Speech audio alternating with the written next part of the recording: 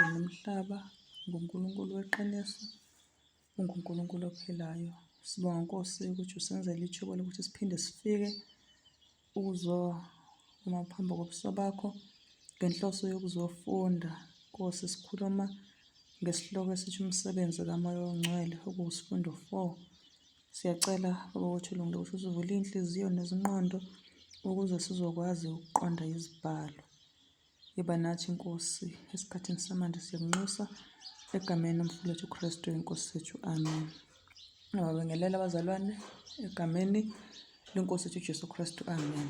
Mhlambe ukukhumbuzana nje kancane, safunda ngosuku oludlulileyo, sifunda ngoNkulunkulu weqiniso. Kwavela uJehova ewuNkulunkulu uyise, kwaphinde kwavela uJesu Kristu ewuNkulunkulu indodana, eyindodana kuJehova, ngoba sisema sifunda uJohn kaJohane 1:1 ethiwa ekuqaleni wayekhona ulizwi, ulizwi waye kuNkulunkulu, ulizwi waye nguNkulunkulu. Mase kuvela ukuthi konke kwavela ngaye, ngaphandle kwakhe akuvelanga lutho. So sithola okuningi nje ukuthi uJesu Kristu uma kuthiwa uNkulunkulu ukhuluma ngezwi, wayedala konke lokho ngendodana yakhe uJesu Kristu. Sathi masifunda abakolwa kuthiwa lokhu uNkulunkulu wakudala wakudala indodana yakhe, kudalelwe yona, ngaphandle kwayo akukho okwadalwayo. So sathi sisifunda futhi sathola ukuthi izwi laNkulunkulu alifani nezwi lami.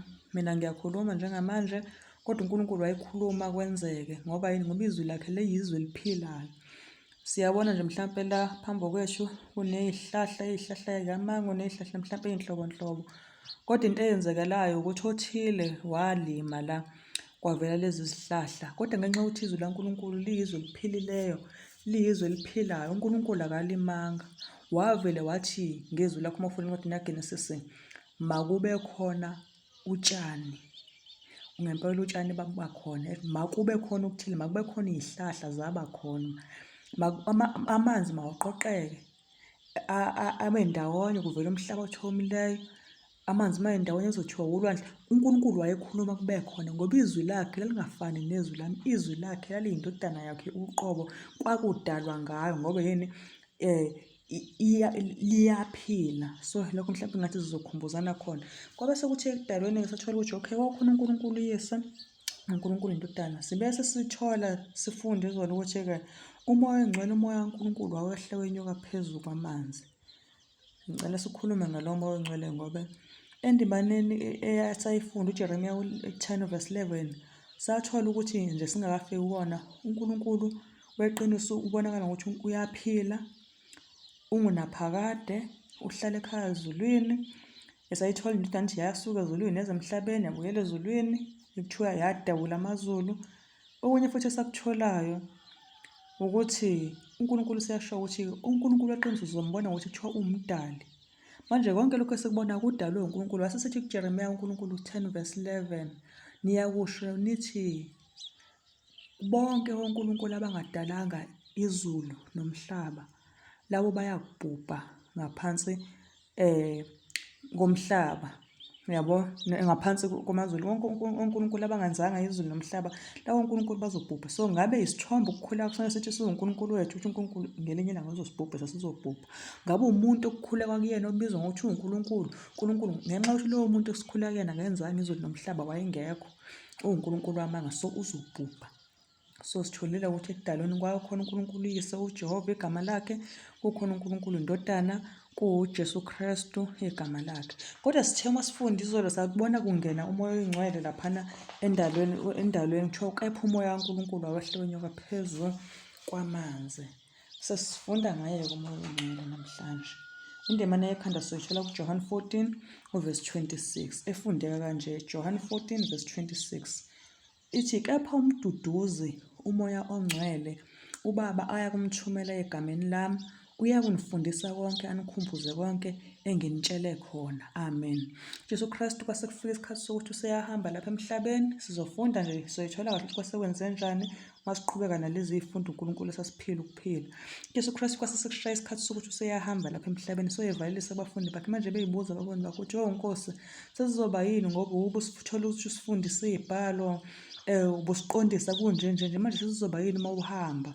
Jesu Kristu ebatshela ukuthi enhlizweni ningakhathazeki. Kodwa uma esefika ku-26 usethi kepha umduduzi umoya ongcwele. Masifunde ebhalweni elinye igama likamoya oyingcwele ubani? Ngumduduzi. Umduduzi ubaba aya kumthumela egameni lami. So uNkulunkulu ubaba uJehova uza kuthumela umoya oyingcwele egameni likaJesu. Uzokwenzani lo moya oyingcwele noma lo mduduzi? Utsho uJesu uya kunifundisa konke, anikhumbuze konke engintshele khona. Amen.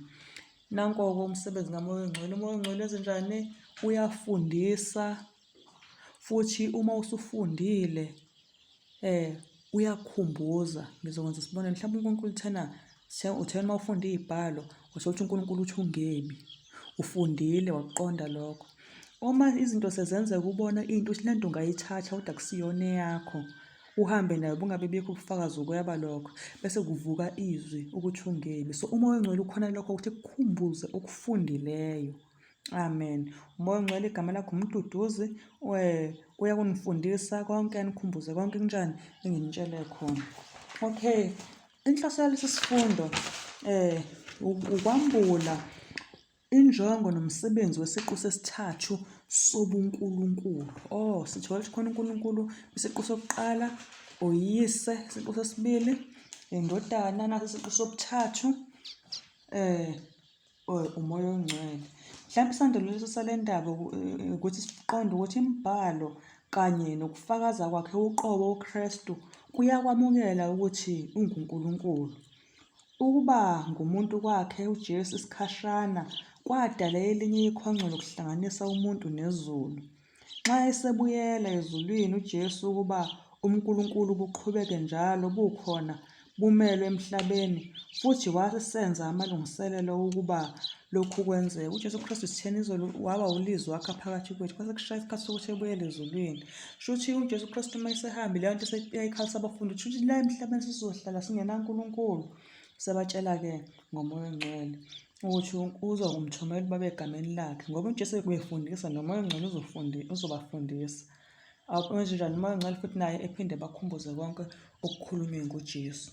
Umbuzo mhlawumbe umuntu angazibuza wona osukwini namhlanje ukuthi sifunda kuphi ngomoya ophakade na? Ngoba sithi lo moya ophakade ngoba wawukhona ekuqaleni kudalwa. Uyabona? So wawukhona nini ekuqaleni kudala. Mhlawumbe umuntu angayibuza wona ukuthi kuyiphi indawo embhalweni lapho sifunda ngobufakazi obusobala bukamoya oyingcwele? Kuyiphi indawo embhalweni lapho sifunda khona ngobufakazi obusobala bukamoya oyingcwele? Uyazi uma ufunda incwadi uJobe 26, ngifuna ulayini nje wokuqala.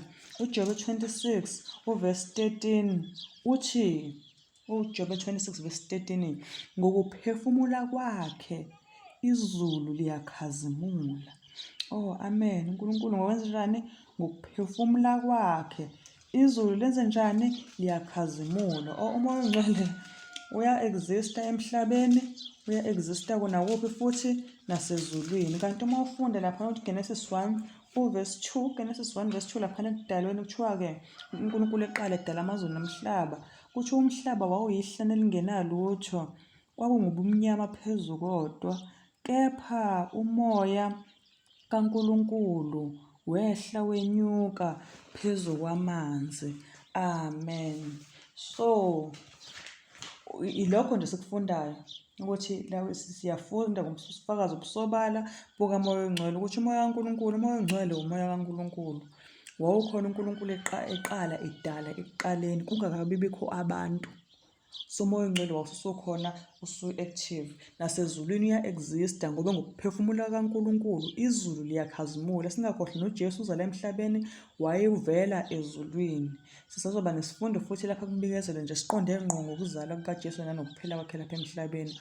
Uma uNkulunkulu eqhubeka esipha ukuphila. Mhlawumbe umuntu umbuzo angazibuza wona ukuthi isithembiso sini uKristu asinika abalandeli bakhe ngomoya ongcwele na? Isithembiso sini? Okay, sizwile ukuthi uyakubafundisa ebakhumbuze. Nasi esinye isithembiso uKristu akasinika abafundi bakhe ngomoya ongcwele kuJohn 14 verse 16 no verse 17. uJohn 14 verse 16 no verse 17. Siyama sifunde indimana yakhanda. Sathola ukuthi umoya ongcwele elinye igama lakho umduduza. Umduduzi wenze njani? Uyasifundisa aphinde asikhumbuze. Mhlawumbe ngingakafiki nje ngingawufundi lamavesi alandelayo. Yingakho abazalwane bethu uma bezofunda iBhayibheli kubalulekile ukuthi beqale bethandaze. Benzani uma beqala bethandaze uma bezofunda iBhayibheli? Bamema umoya oNgcwele, ngoba umoya oNgcwele iwona okufuneka ubafundise izibhalo, iBhayibheli. So masithandaza ngaphambi kokuba sifunde soze simeme umoya oNgcwele, ngoba umoya oNgcwele ukhonela lokho ukuthi asifundise, ephinde enze njani? Asikhumbuze konke esikutsheliweyo. UJohane 14:16-17 uthi-ke, uJesu Kristu wayekhuluma la, ethi ngiyakucela kuBaba aniphe omunye umduduzi wokuba ahlale kini, umoya weqiniso, izwe elingemamukele ngokuba lingamboni, lingamazi, nina niyamazi yena, ngokuba uhlala nani, uyakuba nani. So ngoba sike sachaza nje iqiniso, babedabukile abafundi, bedabukiswa ukuthi uJesu uzohamba bashiye lapha emhlabeni. uJesu Kristu uyabatshela ukuthi hayi, uzobacelela ukuthi abaphe omunye umduduzo ukuba njani, ehlale nabo la phakathi bekuphi esemhlabeni. Kodwa uthi-ke umoya weqiniso, izwe elingemamukele, izwe uma kukhulunywa ngezwe la ngokweBhayibheli akukhulunywa ngesizwe esithile noma ngezwe elithile, kukhulunywa ngabantu abangamamukelanga uNkulunkulu noma abantu abangakholwa sidalo uNkulunkulu. So izwe umoya weqiniso, izwe elingemamukele ngokuba lingamboni. Kahle kahle ekukholweni sizoke sifunde ukuthi kuyini ukukholwa. Ukukholwa ngabe ukholwa ngokubona noma ukholwa ngokungaboni, kuningi nje ezakufunda lapho. Kodwa kuthiwa umoya weqiniso, izwe elingemamukele ngokuba lingamboni, lingamazi. Alizukumamukela umoya oNgcwele izwe ngoba ngoba alimboni, alimazi. Nina niyamazi ngokuba uhlala nani, uyakuba kini. So umoya oNgcwele, umoya kaNkulunkulu, awusisona isipho sabantu abangamamukela uNkulunkulu, abangakholwa. Uyabona? So umoya weqiniso, izwe elingemamukele ngokuba lingamboni, lingamazi. Nina niyamazi ngokuba uhlala nani, uhlala kini. Singakhohlwa uJesu Kristu uyakhuluma laphana ethi-ke mina noBaba simunye, esifundweni esisenzileyo. uFilipi ufuna ukumbona, uthi uma ubone mina uJesu Kristu, uma ubone mina ubonile uBaba, ngoba konke engikukhulumayo akusikhona okwami, kodwa uBaba uhleli kumina wenza kumina umsebenzi. So uJesu Kristu eveza ukuthi akukho ukwehlukana phakathi kwakhe noBaba. Uma ubona uBaba uJesu Kristu ngesimilo sakhe, uthi uJesu Kristu wayezonda lokho, ethanda lokho, for sure noBaba isimilo sakhe sinjalo, uthi uzonda lokho, uthanda lokho. Namanje la uJesu Kristu uyaqinisekisa ukuthi umuntu ongamamukela uJesu Kristu, engamamukele yena noma ongamamukela uBaba, lowo muntu vele ngeke ezekwazi ukwamukela umoya oNgcwele, ngoba umoya oNgcwele uzothunyelwa nguBaba egameni likaJesu. Uyabona? Ngakho-ke umuntu uma engamazanga uNkulunkulu uBaba noNkulunkulu iNdodana, it is impossible ukuthi angazi ngoNkulunkulu umoya oNgcwele. So lana-ke asiqaphele ukuthi umoya oNgcwele waba yisona sipho esiphakade ngiyaxolisa, umoya oNgcwele waba yisona sipho esiphakeme kunazo zonke izipho ayenokuzicela kuyise ukuba aphakamise abantu bakhe. Yisona sipho uJesu Kristu yabona nje yasithini isipho, yisona esisifanele, esiphakeme, owasicela kuBaba ukuze abantu bakhe bezowenza njani, ezobaphakamisa. Kuthiwa umoya lona kwakudingeka ukuba unikezwe, ube yisithunywa sokuhlawulela. Ngiyaxolisa. Ngaphandle kwalokho umhlatshelo kaKristu wawuzoba yize. Isono sasingalwiswa futhi sinqotshwe ngalamandla amakhulu okusebenza kwesiqu sesithathu sobuNkulunkulu esasizokuza kungengamandla amancane,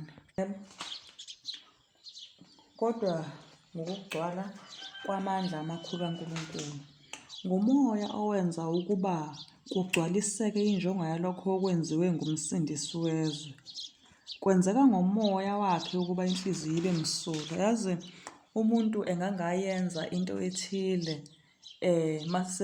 kodwa uthola ukuthi kukhona umehluko phakathi komuntu eyeke ukwenza into ngoba eswela ithuba, kunomuntu ohlanzwe ngomoya oNgcwele. Umoya oNgcwele wenza ukuthi inhliziyo yomuntu ibe njani, ibe msulwa.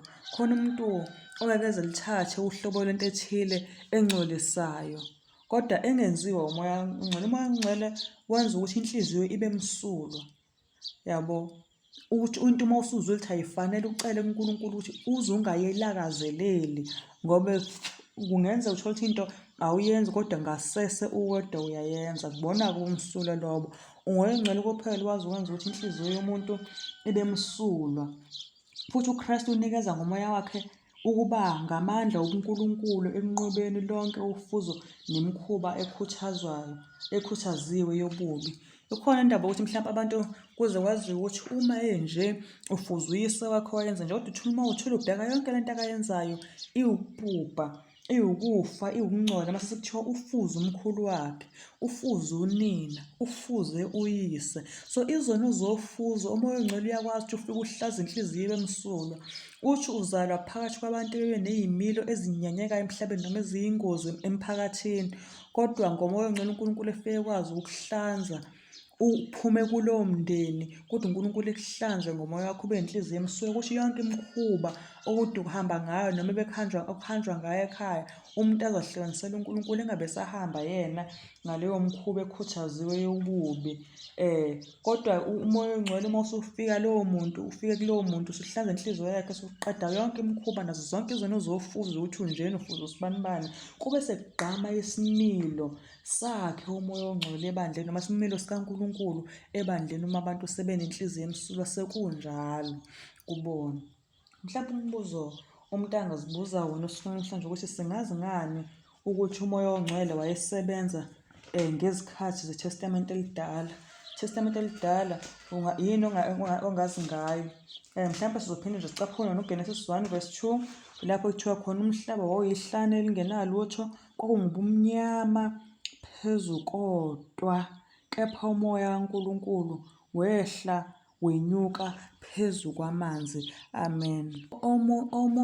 Omunye umbuzo umuntu angazibuza wena ukuthi ngubani owayezothumela umoya oKristu owayewuthembisile? Kuphendula yona futhi indimana yekhanda uJohn 14:26, lapha uJesu Kristu ekhuluma ethi, kepha umduduzi, umoya oNgcwele, uBaba ayakumthumela egameni lami. uBaba owayeza kuthumela umoya oyingcwele egameni likaJesu Kristu. Mhlawumpe uma sizofunda khona amavesi ezofuneka siwafunde azoveza nje umsebenzi wakhe wobuNkulunkulu, umsebenzi kaMoya oNgcwele wobuNkulunkulu. Mhlawumpe umuntu akangazibuza ukuthi yimiphi eminye imisebenzi yomoya kaNkulunkulu na. Sizofunda nje amavesi ambalwa, siyibale nga-1. Soqala kuyindimana yekhanda uJohn 14:26, lapho kuthiwa khona, kepha umduduzi, umoya oNgcwele, uBaba ayakumthumela egameni lami, uyakunifundisa konke. 1, uyafundisa anikhumbuze konke engimtshele khona. Umoya oNgcwele uyafundisa futhi uyakhumbuza konke okukhulunywe ubani? uNkulunkulu. Uma ufunda yena uJohn 16:8, John 16:8, isihloko laphana phezulu ku-verse 5, kuJohn 16:5 sithi umsebenzi kaMoya oNgcwele.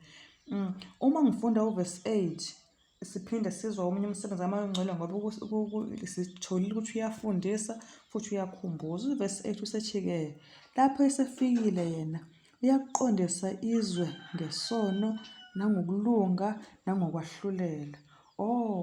Umoya oNgcwele uyaqondisa, bese enze njani futhi? Uyakhuza. Yabona lento omunye umuntu udinga ukuthi uze kube nabantu khona ezolawuleka ukuthi engakwenzi into ethile, ezayitshela uma sekuba yimayebona ukuthi ube wrong ngoba enakhe esekhuziwe. Cha, la sithola ukuthi umoya oNgcwele uwodwa wanele.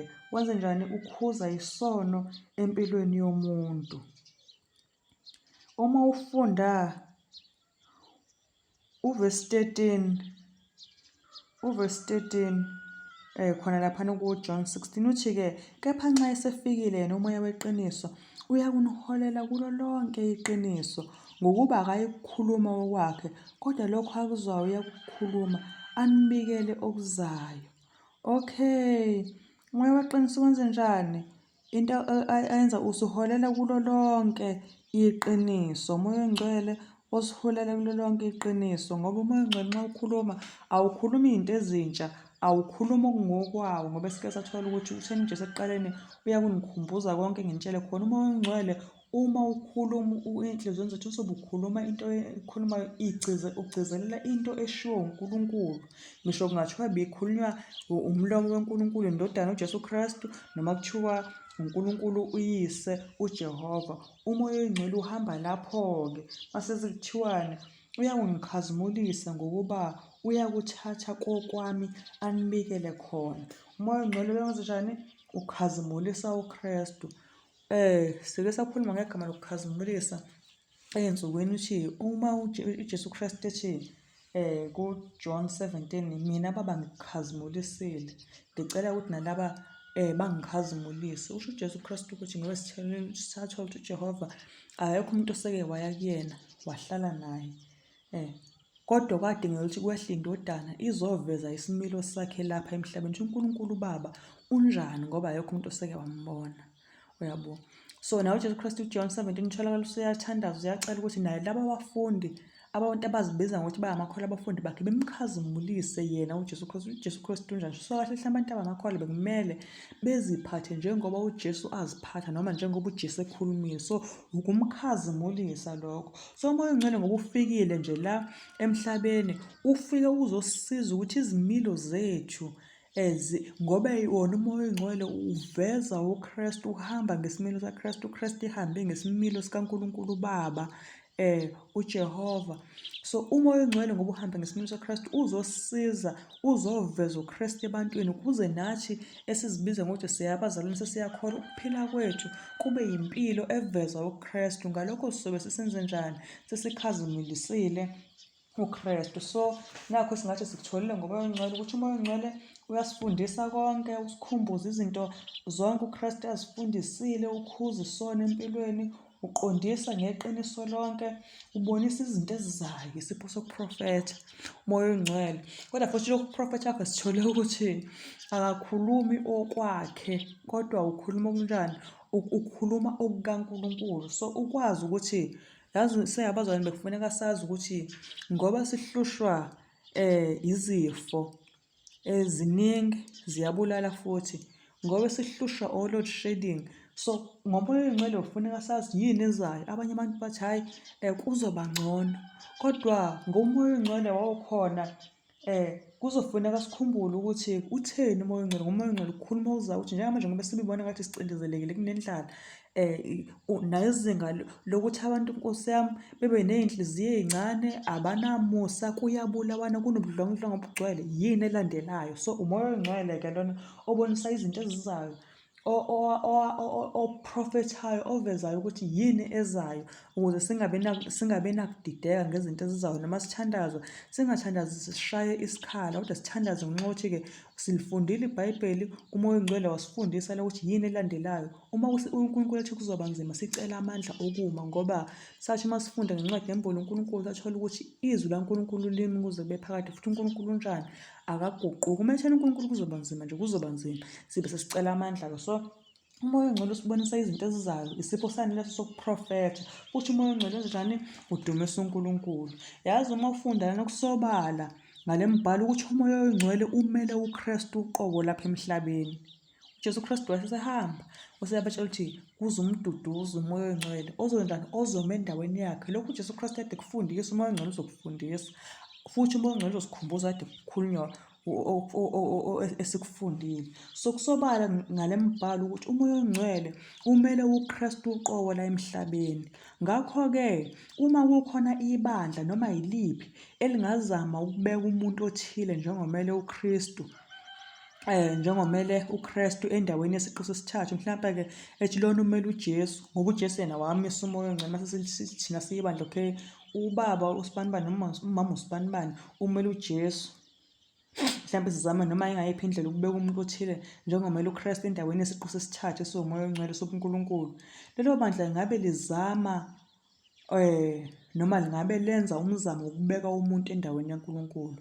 So uJesu Kristu khathi ehamba ekhuphukela ezulwini akabekanga asho ukuthi sibekana sodwa siyabantu, kodwa wathi uzosithumelela umduduzi, umoya oNgcwele. So uma kukhona umuntu esesimbekele sithi thina ume endaweni kaJesu Kristu, mhlampe ngonile, kuzofuneka bengifuneka ngokukhuluma noJesu Kristu, ngokukhulume nalo muntu, kodwa uNkulunkulu uthi-ke uJesu khathi ekhuphuka usishiyele umoya oNgcwele, ukuthi umoya oNgcwele kube yiwona ozokwenza njani, ozoma endaweni kaJesu Kristu, ngoba vele umoya oNgcwele uNkulunkulu wawukhona ekuqaleni kudala. So lo muntu esimbeka ukuthi usezomela uJesu Kristu, umoya oNgcwele siwubeka eceleni, lowo muntu kusho ukuthi simbeka endaweni kaNkulunkulu. Singakhohlwa kuthiwe na sifunda uSudusi 20 umyalo wokuqala nje. Nkosi uNkulunkulu, okay, sizazofika emyalweni eyishumi ukuthi uNkulunkulu odwa ungabi nabanye uNkulunkulu ngaphandle kwami. uNkulunkulu sazisele ukuthi bonke uNkulunkulu abangadalanga amazulu nomhlaba labo bazobhubha. Yilokho ethuna siyakusho. So uma ukhona umuntu esizomela sithi ngoba uJesu wakhuphuka bese sithi nangu lo baba noma nangu lo bishopikazi noma umbhishobhi omkhulu ume endaweni kaJesu Kristu, kuthiwa lowo muntu simbeka endaweni yaNkulunkulu ngoba uJesu khathi ehamba yena washiya umoya oNgcwele owumduduzi, akashiyanga umuntu. Mhlawumbe umbuzo wokugcina esingazibuza wona ukuthi umoya oNgcwele waba nesabelo yini ekulotshweni kwemibhalo? Umoya oNgcwele wangabe waba naso yini isabelo ekulotshweni kwemibhalo? Lokhu kuyaphenduleka uma sifunda incwadi u1 Peter 1. No, ngiyaxolisa, uPetru wesibili chapter 1 verse 21. Othi chapter 1 verse 21, ngokuba akuzange kuvezwe isiprofetho ngentando yomuntu, kepha abantu beqhutshwa ngumoya oNgcwele bakhuluma kukaNkulunkulu. Usho njalo uNkulunkulu, uthi akuzange kuvezwe isiprofetho ngentando yomuntu, kepha abantu beqhutshwa ngumoya oNgcwele bakhuluma kukaNkulunkulu. Lokho uNkulunkulu akufundisayo ukuthi ngisho kubhalwa iBhayibheli, umoya oNgcwele yiwona owukhona uqondisa abantu, baqhuba, ubafundisa izinto kumele bezikhulume. Sangathi uNkulunkulu bengaba nathi sisadlinza ngalesi sifundo. Amen. Ngokusizwa uNkulunkulu siza kubuye senze futhi upart 2. Sizophinde senze upart 2 okuyingxenye yokugcina lapho sikhuluma khona ngomsebenzi kaMoya oNgcwele. Sitholile ukuthi okay, khona uNkulunkulu Baba, uJehova, khona uNkulunkulu Indodana, uJesu. Sizobe sesiqinisekisa kupart 2 ukuthi impela nomoya oNgcwele unguNkulunkulu. Amen. Uhlele khona kubo bonke abamukele uJesu Kristu njengenkosi nomsindisi wabo. Asikhuleke. Mdali wamazulu nomhlaba, Thixo olungileyo, siyabonga. Besingazi, besingaqondi ukuthi ngokukhuphuka kwakho wawungafuni ukuba sisale sizintandane, kodwa wasilethela umoya wakho oNgcwele ongumduduzi wethu, ukuthi singabe sisabe nakho ukuthi wahamba wasishiya sisodwa. Cha, sisodwa Nkosi, nentandane ngayiphila impilo ehlanzekile, ngoba lo moya awuyi ngokuchema ukuthi utholwa zihlobo, kodwa utholwe yena noma ubani nawe wamukele uJesu Kristu, ukuze ezokwazi ukuqonda izibhalo, azokhumbula, kuzosuswa kuyena yonke imikhuba yofuzo, umuntu ezokwazi ukukhazimulisa uNkulunkulu nokukhuzwa. Nkosi, akekho umuntu okhuzayo, abantu bayesaba ukukhuza, kodwa siyabonga ukuthi izulu ngomoya walo oNgcwele alithule leza kusikhuza.